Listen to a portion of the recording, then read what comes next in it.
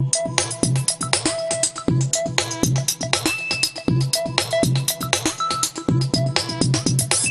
bonne année à tous les Toulousains. Qu'est-ce que vous leur souhaitez?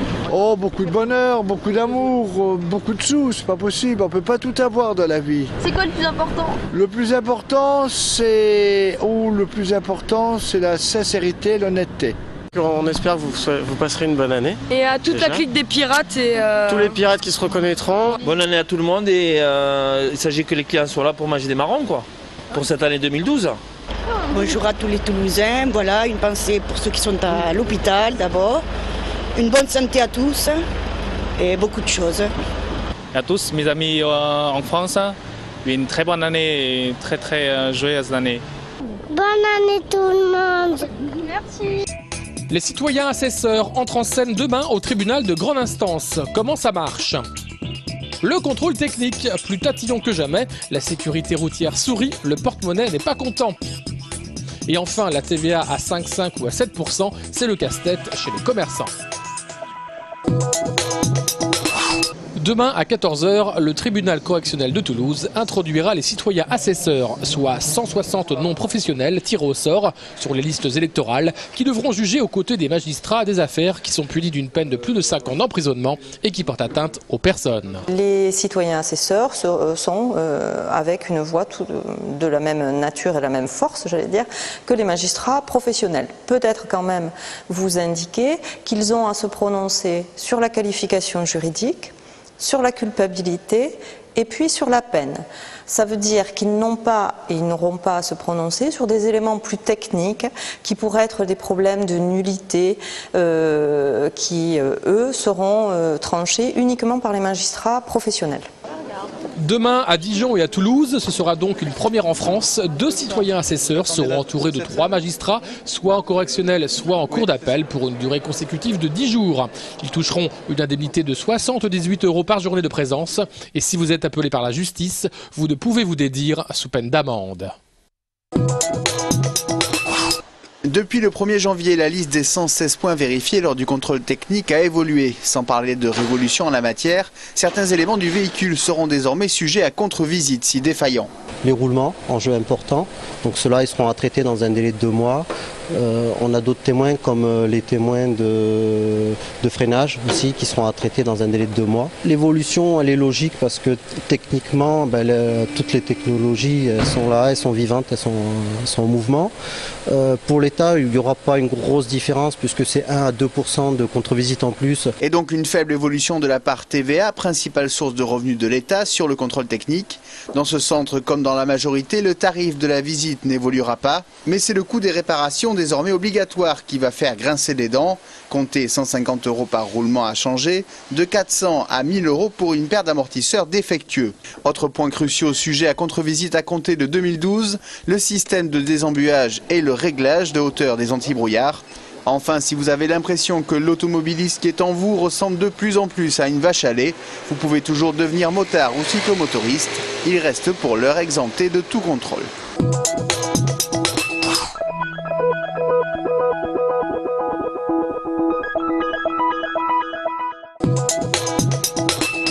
Une TVA à 5,5% pour le pain et les viennoiseries, une TVA à 7% pour les sandwichs panini et autres tartes salées, voilà le casse-tête auquel sont désormais confrontés les boulangers. Moi je ne vois pas en quoi la viennoiserie ou le pain ne rentrerait pas dans la restauration rapide ou la consommation immédiate.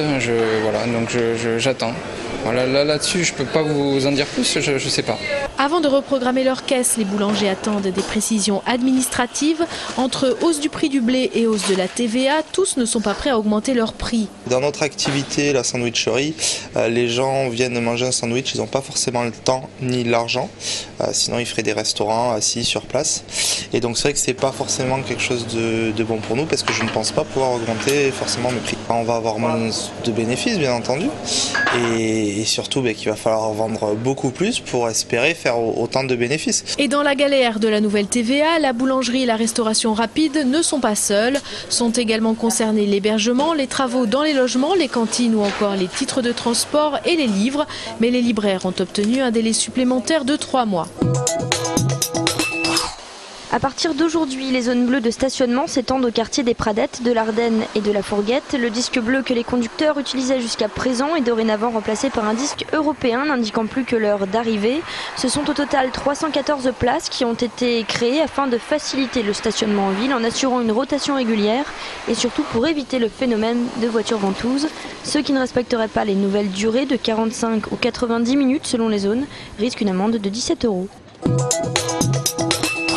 À Toulouse, la police municipale s'enrichit d'une brigade équestre. 8 cavaliers et 5 chevaux la composent. Une solution qui permet une approche différente de la population. Le cheval, c'est un moyen d'entrer en communication avec les gens qui est beaucoup plus facile. C'est vrai qu'on a une approche sympathique. Comme vous pouvez le voir, il vous aime bien. Et c'est vrai que ça nous permet d'établir le contact, de pouvoir nous déplacer dans des zones reculées où on n'y accède pas forcément en voiture.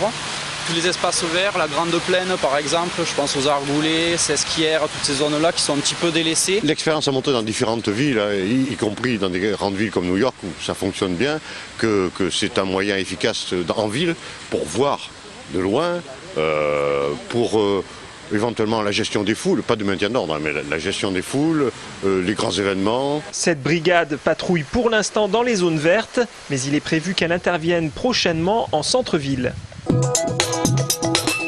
En fin de matinée, dans les cuisines de la Saladerie, c'est l'effervescence. Cuisine et services sont assurés par les femmes de l'atelier Vie Active, mise en place par l'association Olympe de Gouges, dans le cadre de l'insertion des femmes en difficulté ou victimes de violences conjugales. On fait un peu de tout, de la salade, des tartes, de la pizza et ainsi de suite. On apprend de jour en jour. Je ne savais pas faire les tartes.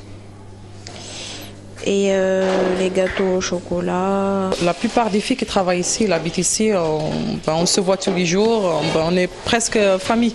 Souvent logées sur place, les femmes espèrent se servir de cette expérience pour rebondir professionnellement grâce à un certificat de commis de cuisine. En fait, c'est comme un stage. C'est après, petit à petit, les choses vont venir toutes seules. On veut un travail juste pour vivre. Parce que comme il n'y a pas de ressources, c'est difficile pour vivre un petit peu. Aucune en revanche ne veut parler de son arrivée ici et elle se protège d'éventuelles représailles par le silence ou l'anonymat. Ce qui fait la une des journaux, c'est notre quotidien. Nous avons des lieux d'accueil qui sont toujours avec un taux de remplissage important puisque nous sommes sollicités énormément par la police, gendarmerie et par le 115 principalement. Outre le restaurant, l'association propose également un service traiteur dans le cadre de l'insertion par l'activité économique. Elle vient par ailleurs d'obtenir une nouvelle maison relais. Après 14 journées, le Stade Toulousain a conforté sa place de leader du top 14. Les Rouges et Noirs possèdent 51 points et un beau matelas d'avance, 11 points exactement sur le 3e, le Castres Olympique. La dernière victoire des hommes de Guinoves, elle date du 30 décembre face à l'Aviron Bayonnais. Une victoire 30-15 marquée par la performance du demi d'ouverture Lionel Boxis. Un Boxis impérial au pied puisqu'il a rendu une copie parfaite, un 10 sur 10 et donc 30 points inscrits à lui tout seul. Le Stade a bien négocié sa fin d'année 2011 et aborde 2012 en confiance. On va essayer de continuer sur la lancée, de continuer à travailler, garder de l'humilité et voilà, essayer de continuer à avancer et de rester en haut du tableau. Au-delà de la victoire, le Stade Toulousain a choisi de prolonger les contrats de quelques-uns de ses joueurs durant la période des fêtes.